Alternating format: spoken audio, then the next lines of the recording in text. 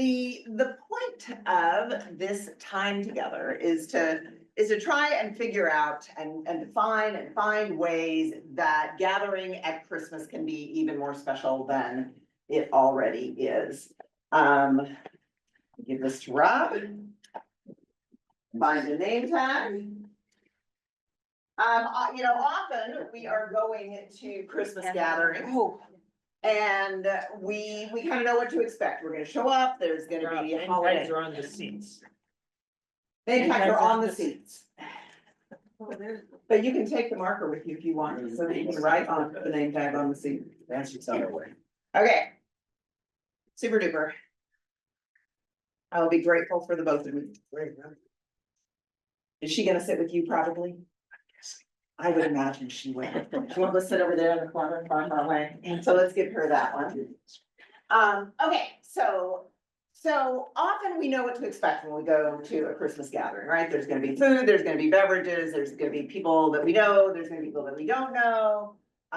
We're gonna chat, it's gonna be lovely, there's gonna be Christmas music in the background, maybe some decorations up, and we're gonna go home.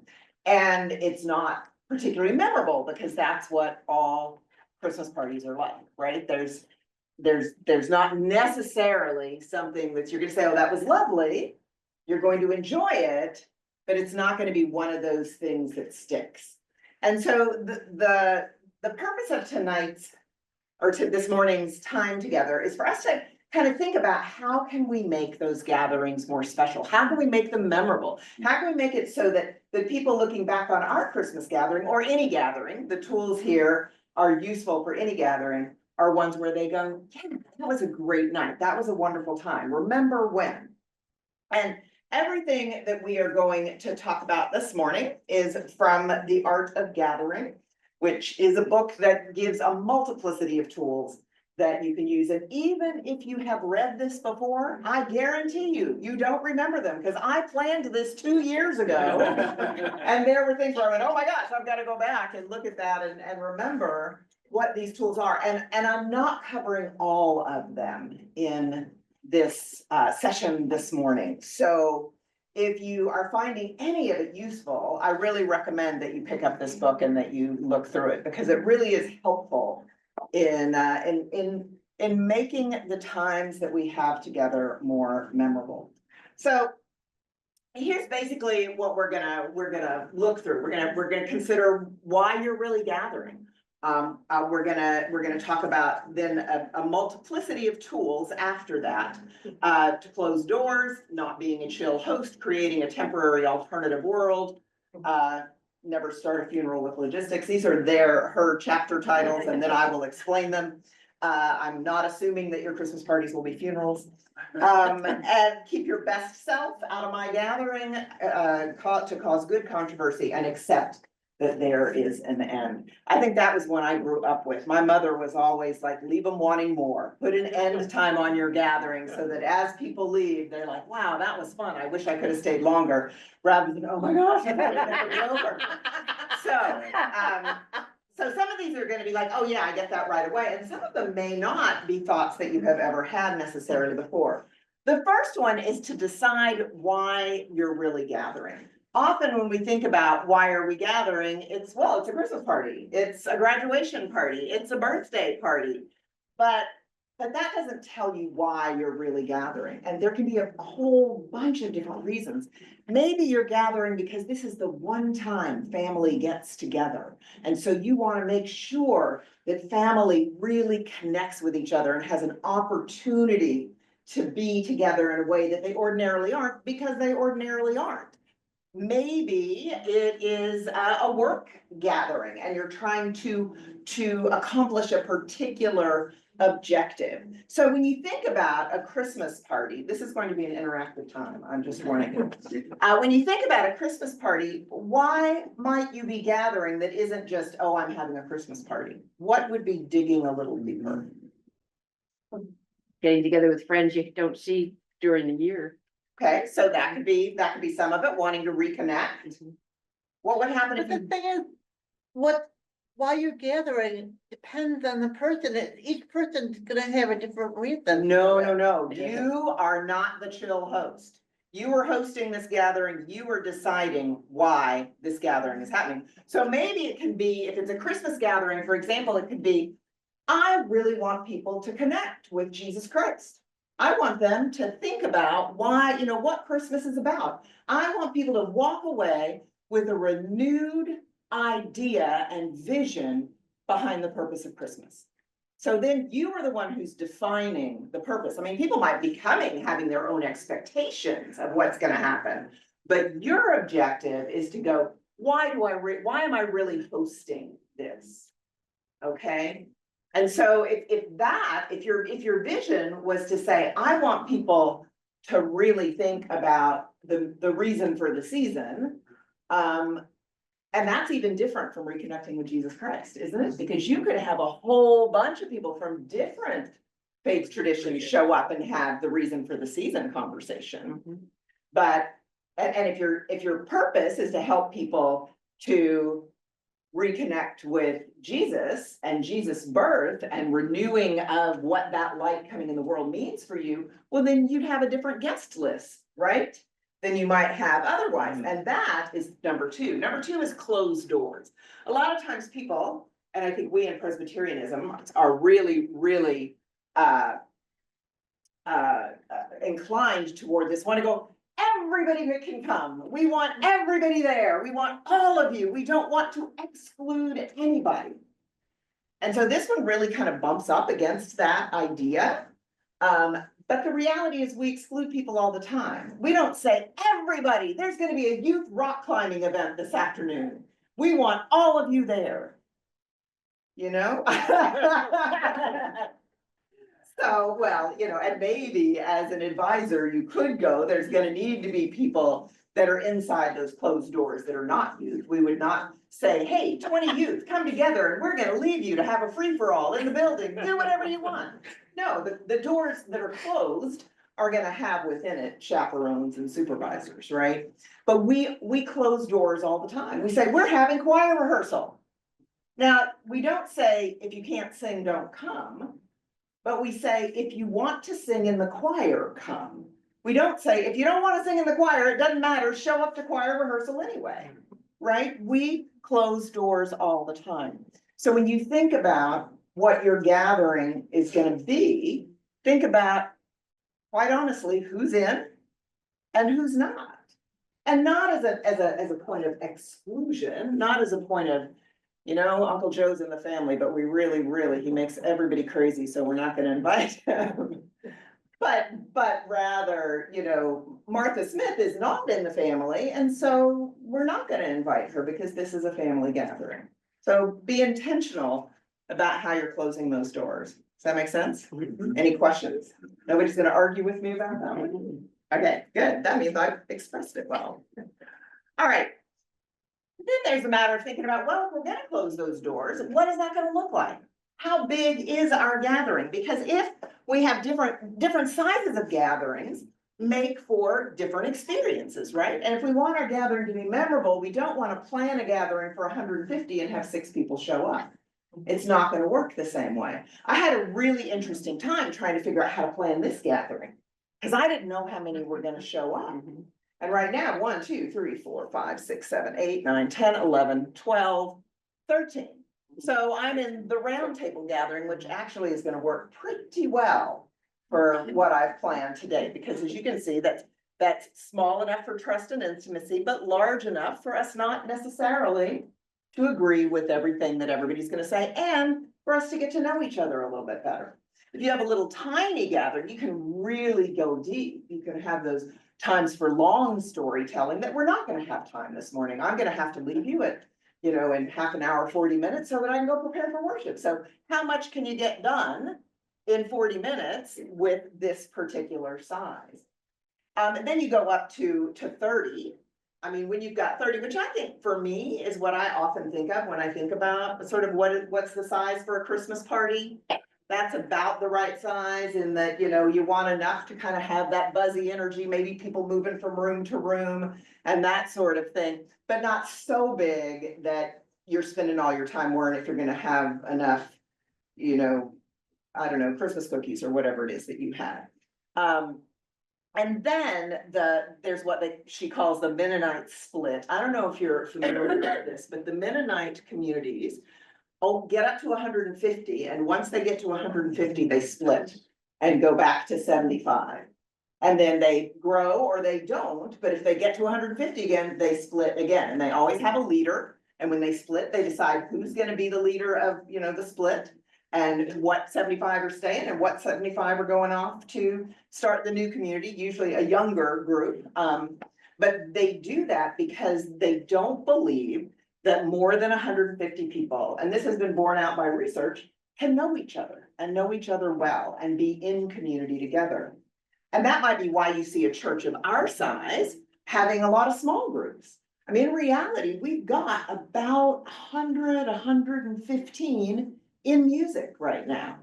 We've got, so you think about sort of the groups that you belong to, how many people are in that group? You oversee dining room ministry, about how many people are in that group for you to manage.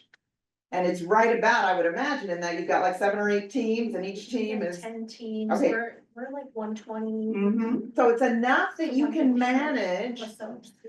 the numbers and that people can know each other. You can go, Sandra says, I'm not gonna be able to make it to dining room ministry this month. Well, I know enough people that I can call and get someone to cover for me. So what happens in larger congregation or in larger groups is you have a tendency to have a circle that does not get larger than 150. Most human beings do not have the brain capacity to really know more than 150 people and know them well. You just can't keep tabs. There are a few outliers. If you've ever read any Malcolm Gladwell, he says that Paul Revere was one of the outliers in that way. Because on that night that he went on his famous ride from Lexington to Concord or whatever it was, and what by land, two by sea and all of that, there were a whole bunch of circuit riders that did that. And they didn't just, like we always imagine, riding his horse down the street and shouting, the British are coming, the British are coming. But in reality, he was stopping at all these houses along the way and warning people.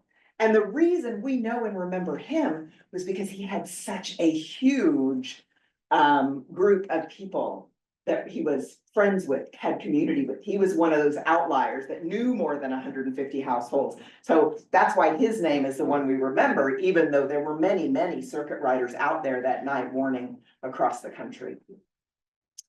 All right, so don't be a chill host. What does that mean? That means sometimes you have an inclination to go, okay, I decorated, I made sure there's food, I sent out the invitations, now everybody can come and just do whatever they want. And you don't really do anything more than maybe stay in the kitchen and take the little hot dog wraps out of the oven and put them on that, or you don't just say, you don't leave people to their own devices, basically. Because they, oh no, I want it all to be chill, I want it to be cool, I want everybody to to just get along with each other, just they can chat amongst themselves. That is not gonna leave you with a memorable gathering. People might have a nice time, but it's more likely that they'll come and go pretty quickly unless there's someone that they really, really like. It's better to have activities, events, possibilities, ways for people to intermingle and interact. So that they know somebody they don't know. I mean, how many of you have ever been to a party where you didn't know anybody and there was no way to really interact with anybody? And how long did you stay? Did you kind of like make the round, grab something, stand in a corner, and then go tell your host, thanks, I was so glad to be here, and leave? Yes. I mean, that's being a chill host, because you're not taking any responsibility for your guests once they arrive. So what is the opposite of a chill host? How do you not be a chill host? The first is to have generous authority. So what does that mean? She describes in this book, the Professor Heifetz's Gambit, and the way he shows sort of what a chill host is that he teaches, I think at Harvard maybe, and when kids come into his class for the first time, he will be sitting, imagine one of those big auditorium style, you know, where they're up on the risers and he's down at the bottom and he's sitting in his big pleather chair. And he's just kind of like staring off into space at the floor maybe, not paying attention to anybody as they come in. And kids come in and they sit down and, you know, the first 7 to 10, well, you know, he's just waiting for us. And then he just continues to sit there. And after a while, kids are like, well, what's happening? You know, we sit there for 5 minutes, 10 minutes, 15 minutes of class go by. And then people begin going, hey, why are we here? Or somebody else takes authority. Somebody else, you know, and he uses this as an example to show people you cannot abdicate your authority. When you abdicate your authority, then it can be a free-for-all. People don't know what to do. They don't know how to respond. They don't know what's expected of them. And that's sort of what happens when we go to those parties, right? Where we don't know anybody and we don't know what to do and we don't know, we're left in this nowheresville. So you want to have generous authority where you allow people to have movement, but also where there's some guidelines and they know what to do. Protect your guests. The example that they give is this, the example she gives here is of a movie theater. I want to say it's in Austin, Texas, where they have on the screen, like all movie theaters these days, right? You go in and it says, don't use your cell phone. Do not text, do not, you know, Take photos. don't use your cell phone during this time. And how many of you have been in a theater where people use their cell phones? I was actually in a concert. I was in Peter and the Wolf, I think it was. No, it was at the Nutcracker recently. And the person in front of us just started like being on her phone. And the person I was with, it wasn't bothering me because she was sitting directly in front of me, actually tapped her on the shoulder and said, excuse me, could you please not use your phone? It's distracting. And the girl got up and left and never came back, which made a really nice view. So that's what happens in this, is there's this movie theater called the Alamo in maybe Austin, someplace in Texas. And they, it must be in San Antonio, right? Yeah, that's where the Alamo is. And so it makes sense that the Alamo Theater would be in San Antonio. It's not. So they put up this sign, but then they enforce it. And it even says, if you are texting and we are told, you will be asked to leave. Oh my. And so it is one of those places kind of like the Apple cinemas where you can go and you can have food. Yeah. And they say, just tell any of our servers as they come by. And so there was this story about this woman who started texting. She was informed, I mean, her behavior, they were informed of her behavior and they came and told her she had to leave. And it says also, not only will you be asked to leave, you will not have your money back. You know, you have paid to be here and to follow the rules. If you don't follow the rules, you'll be ousted and you're keeping your dough. And so she did, she left. And then she got really mad and she wrote one of those really nasty Google reviews, you know, like they took my money and they didn't, and you know, and I can't believe I was treated this way. I'm never going back there again. And they responded and said, you know, thank you. We appreciate that you will never come and bother our customers ever again. Text her. And it went viral. And people were delighted to know they could go to a movie theater where that rule would be followed. So this idea of protecting your guests is knowing that, you know, you may have rules that people are supposed to follow. And if they don't follow the rules, it's okay to ask them graciously to leave. Hopefully that won't happen in your parties, but that's part of the deal. Part of the deal is we're here to, you know, to be in sort of this, we're in a community contract when we go to a party that we're going to participate in the way that the party's designed. And then the last one is to connect your guests. So you've gone to that party, you don't know anybody. And I had one pretty similar to this happen to me when I went to a party, probably with 150 people there, at least 100, for Murray Gillette's baby shower. I don't know if any of you went to that party, but I got there at a time when there was really nobody I knew. And they had tables in different locations all over that had little games. Name the baby. Put down your baby name, write it on a big paper plate and go hang it over here. Write down, the best piece of advice you ever got as a parent or would give as a non-parent. Write it down and put it in the box that's over in this particular area. And so there were these things to do where you sat at a table with people you didn't know and had an opportunity to chat with them about, well, what's your favorite name? What are you gonna put down? Oh yeah, I like that one, or whatever. And then you went and hung it up you hung up your paper plate. They had this chain of paper plates that just went around the whole backyard. So you could look at all of them and then end up chatting with somebody else about that. So it gave people an opportunity to get up and move, to connect with each other. I ended up chatting with several people and really feeling like I was at a party where even though I didn't know anybody, I wasn't just left out in the cold twiddling my thumbs trying to figure out how to make a speedy exit. Okay? So, create a temporary alternative world. So this can be obviously something that is about decorations, but it's also about providing people opportunities to engage, like the one I was just describing, right? There was one that she described where it was a Christmas party. And she asked everyone to bring a photograph of themselves. And then when they came in, there was a table for everyone to sit down and create an ornament that had their face on it.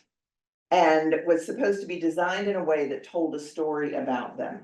And then later, as the party came near its end, they all were invited to hang their ornament on the tree and tell the story that went with it. So they learned about people, they were in this world of community that they'd not been before, and it wasn't just about decorations, it was about how do we be together.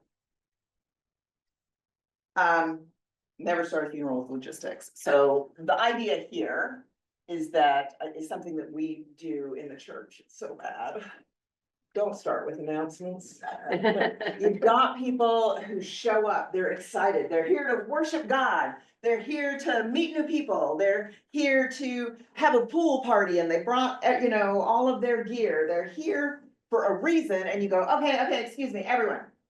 The bathrooms are over here and it just drops the energy down. So obviously we need to tell people where the bathrooms are. We need to give people information about what's gonna happen next.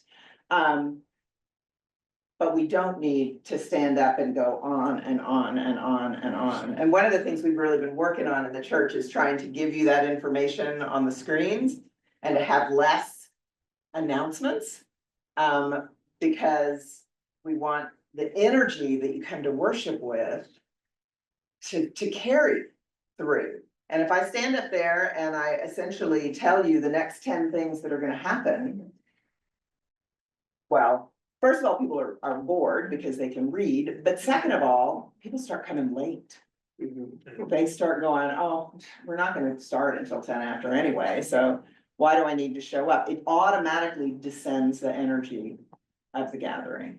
So try not to start with telling people like basic fundamental stuff, but figure out a clever way to put that in, to have it written and showing on a slideshow, to have it, sparkly signs all over, to have different ways to give people the information they need to have that is logistical information. Make sense? Yeah. Okay. All right, so here's a game you all are gonna play. You all have a little name tag on. And according to what your little dot says on your little name tag, I'm gonna invite you to quickly share with us whatever goes with your dot. So I think we have time in a small enough group that we can all do that. If not, if it looks like we're taking too long, so be mindful, if you're telling your favorite Christmas memory, keep it relatively brief, so everyone has the time to share. I don't know what colors you've got. but I think most of these we can answer pretty quickly. So, Chris, what is your? I'm a pink. Favorite Christmas memory is the year that my sister and I got harmonicas in our stockings. And we blew so much into harmonicas that we hyperventilated and started seeing spots. And we had to go lie down for a while and catch our breath before we could carry on with the rest of the Christmas. A great Christmas memory, thank you, Chris. Sandra, what is yours? No, what is your color? What is your dot? Sorry.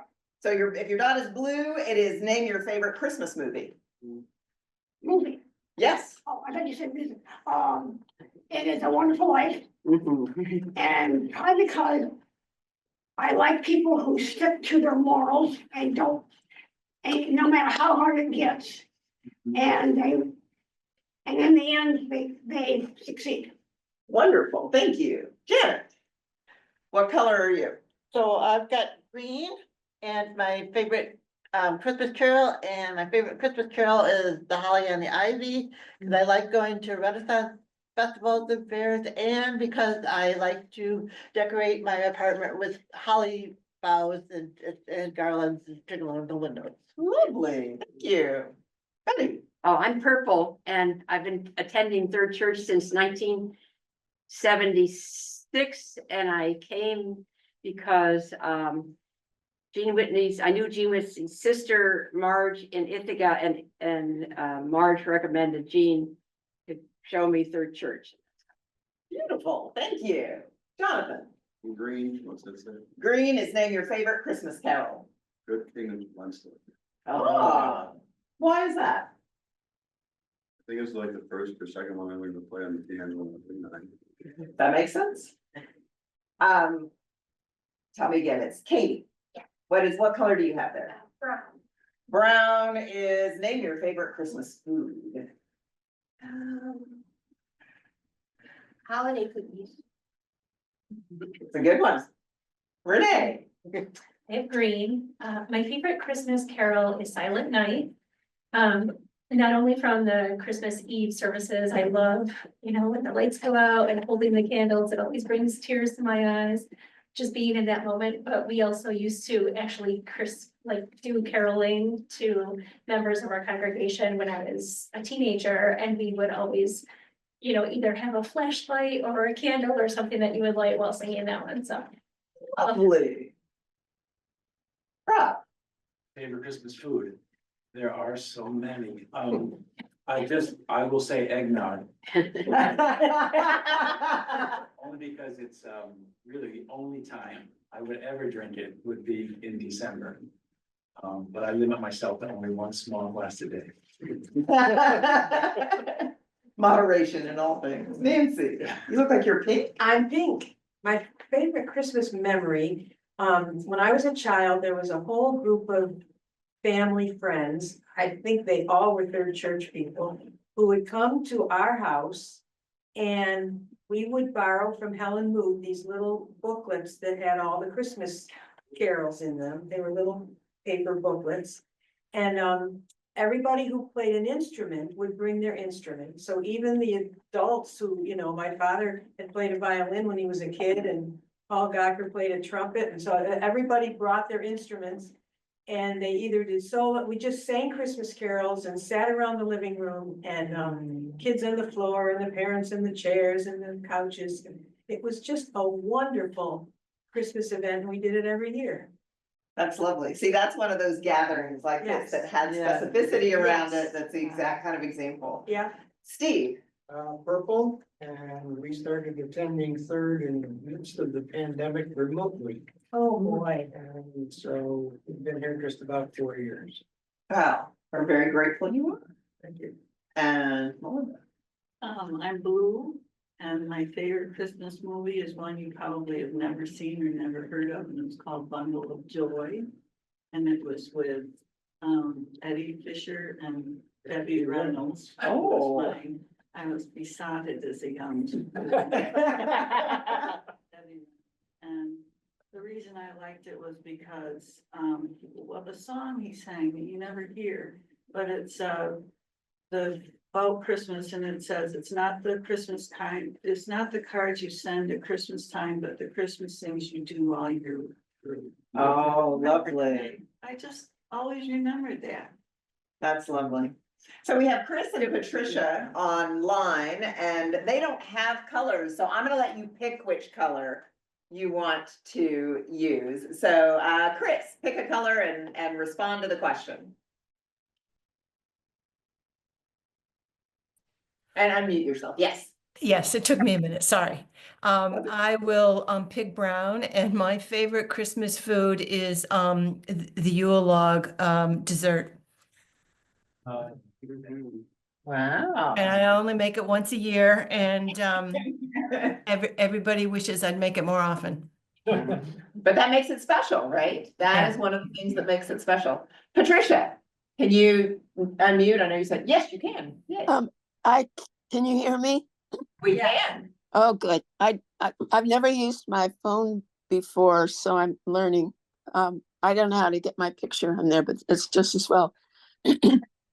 So anyway, I have a pink shirt on, and my favorite Christmas memory, my son James, who long-awaited son, James, I was 39, was due on December 25th, but he waited till the next day.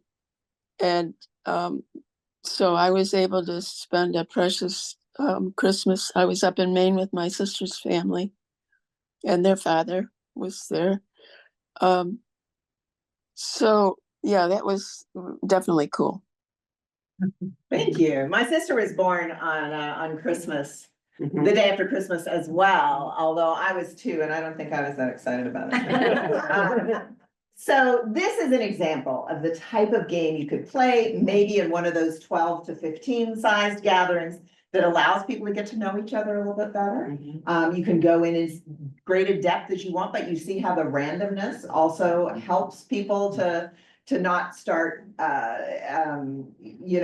getting too entrenched in one type of question, but allows a whole lot.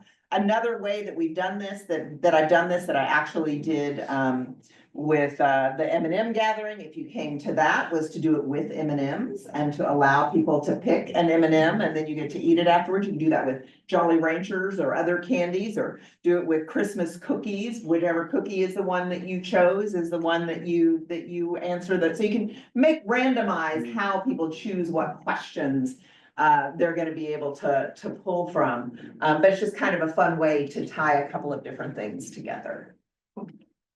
Okay, so keep your best self out of my gathering. The point behind this one is that we often, and I think we're in danger of this at church too, we always want to go and put our best foot forward. And if we're always putting our best foot forward, we never learn to be real with each other, because the best foot isn't, I mean, yeah, sure, there are places where you want things to go well and be beautiful. But if we're really gonna get to know each other, if we're really gonna care about each other, then we need to have a place where vulnerability is part of the conversation. Now, obviously, if you're doing 150 person gathering in a conference hall, that might not be the place for that. But as you think about where you might do those sorts of things, like in gatherings like these, if we have this same group gathering, for example, for Sunday seminar every single week, each week, we could allow ourselves to get a little more vulnerable with each other, a little more able to share. And that's how relationships are built with depth, is being able to talk at a deeper level. So you're not going to go from 0 to 100 and say, what is the worst thing that ever happened in your life? On the very first time that you ever get together. You start with things like that I had on the last activity that we did. But if you know you're trying to build relationship, I think about, for example, the anti-racism gatherings that are happening that Steve and some others are leading. Those are places where by the end, you have a deeper knowledge of each other and have had an opportunity to share about some places where maybe you didn't make the best decisions, or some new gleanings or thinkings that you're having. And that opportunity for vulnerability is what also helps to build gatherings. Open your gift, Everyone has a gift.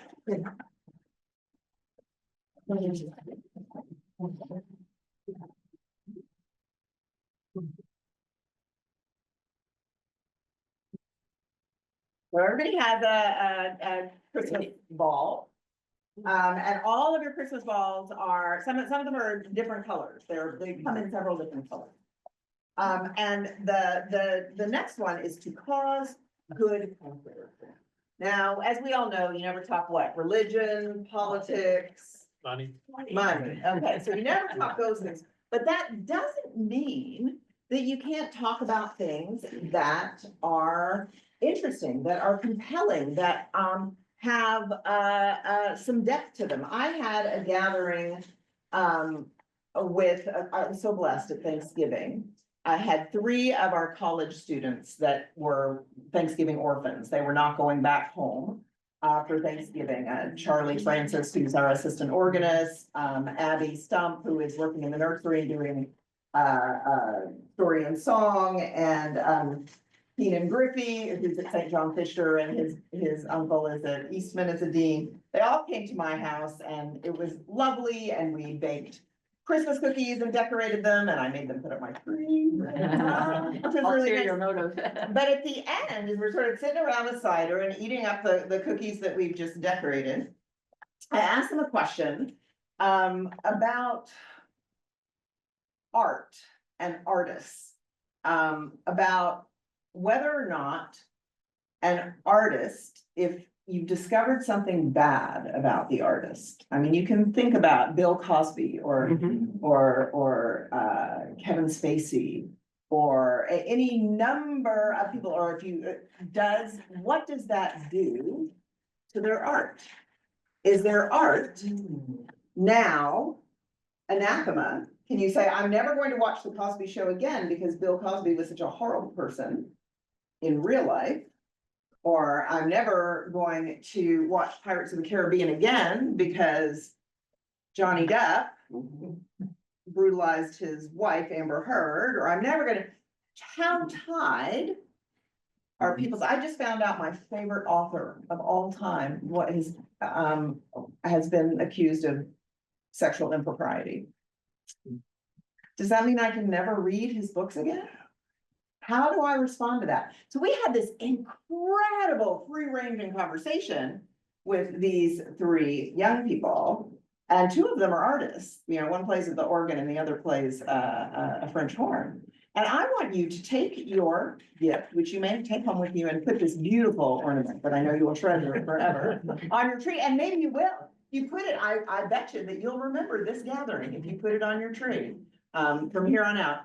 Find somebody who has one that matches yours. And I'm gonna give you 3 minutes to talk about that question. Find somebody who you're not married to that has your color. And talk to them about that question. There you go. What's our question? The question is, what do you do? How do you respond to art? When the artist has been found wanting. So Controversy I have with the ornament is, what color is that? I thought it was so. Oh, wait, Chris? Yes. I think you've got one, so John has that. John has card. that too. Okay, let's do it in groups of 2. Okay. I've got, you can come to me, Rob. Different color.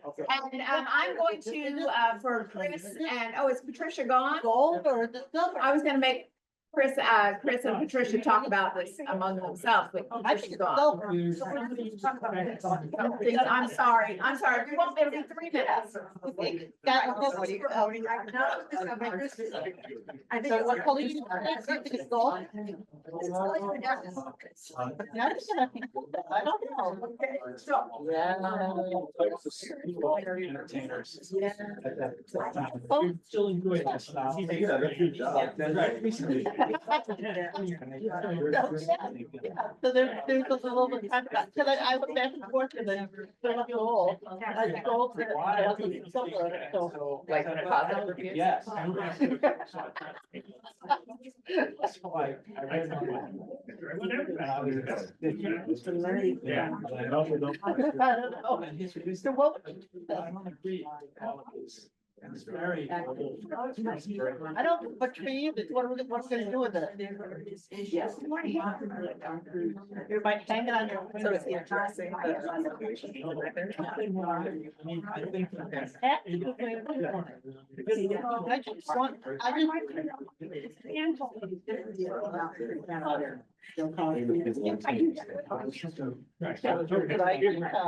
I just want a bunch of ornaments from more like glass that are glass, beautiful, and they're handcrafted. And I don't know what they said, but that's like, it's just not made up, you know, like metal or something. She's like, once I have one of the things I have, like, once that note is gone out, it no longer belongs to me.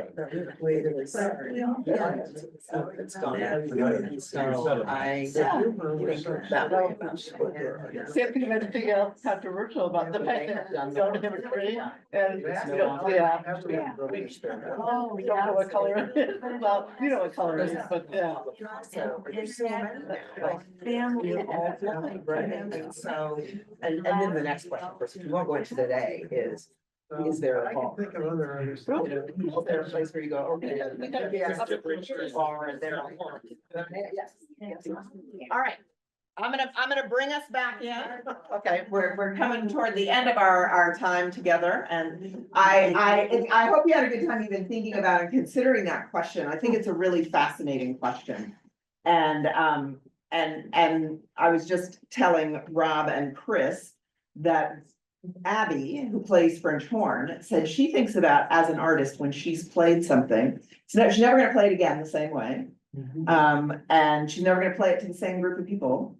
And so it has gone out into the universe and it's theirs now. It no longer belongs to them. So in that way, an artist's work is differentiated from the artist, him or herself.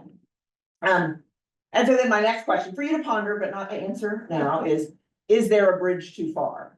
Is there a bar of, okay, yes, I can accept, Pablo Picasso's work, because yes, he was horrible to women, but there was also this genius that moved modern art in a direction it never went before, but I can't accept somebody else.